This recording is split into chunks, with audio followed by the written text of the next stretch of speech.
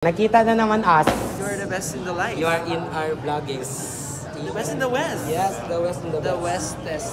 What's good yung mag-geng-geng? Good morning! Diyos ko, kakagising ko lang. So, yun, nagkaka-upload na tayo ng vlog natin kahapon. At ngayon, papunta tayo sa venue kung saan magko-conduct tayo ng workshop. Uy! Yes, mag-workshop po ako ng Crump Workshop. And sana maraming pumunta. At yun, papunta na po kami. Sinundo nga ako ni Chris. At syempre, pupunta tayo. Mag-breakfast muna tayo. Syempre naman, para bago tayo mag-crump doon, mag-eating-eating muna tayo para marami tayong energy. Okay? Ayan, si Chris. Let's go! Member din siya ng Tayasan Community. Diyan kami kumain sa Icans Garden Cafe and Resto. Ayan, yun pinakita ko sa inyo kagabi sa aking vlog. Yan po yung kinain namin. Kaso hindi na ako nakapag-vlog kasi late ako nagising. At yun, nataranta na ako para akong tangay. At pagkatapos nga doon, pumunta kami sa 7-Eleven. Bumili kami ng energy drink namin at binidyo ko muna yung nasa labas kasi na-amaze talaga ako sa plaza nila. Tapos napansin ko, chapel na to. Chapel ba yan or church? Basta yun, nagandaan ako. Tapos yung view sa likod, bundok. And ayun, na-amaze lang ako. Maraming salamat sa organizer na ako ang in-invite nila dito. Yes, go! Yan ang venue na sasayawan ng mamaya ng mga dancer at event kung saan kami mag-judge. At meron na naman nakakilala sa ating mukha sa si Mageng-geng. Itaas sa mga kamay. Let's go! Mga wala pang damit. Yung isa,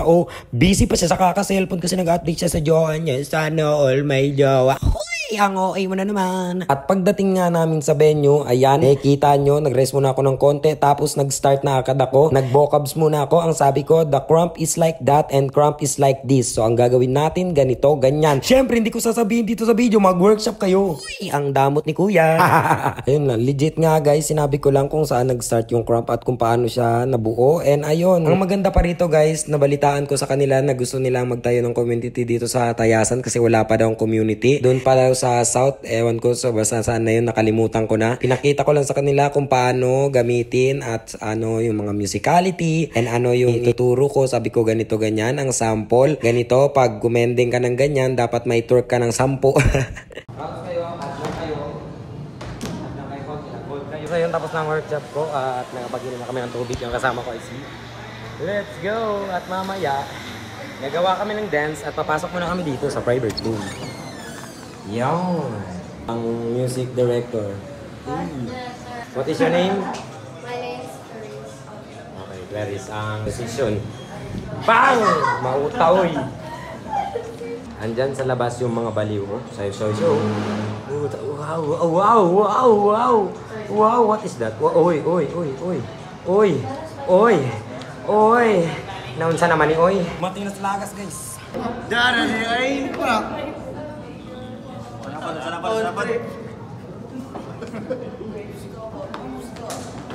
Hi mga idol ko.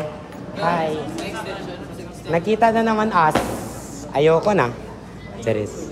Hello, I miss you. Kamusta ka man?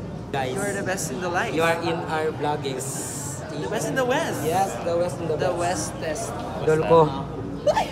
Uy, grabe ka na sa iyo. Ha? Tapos na. Alam mga cute yung phones namin, sis.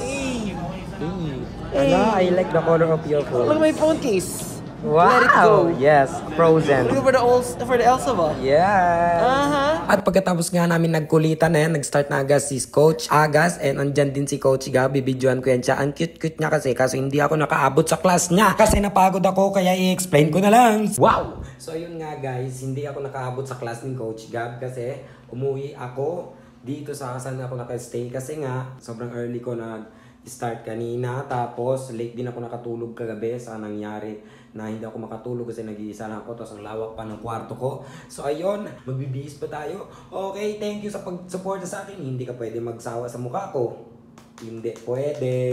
Just support me. Lifetime be ang commitment, okay? Hindi pwede. I love you.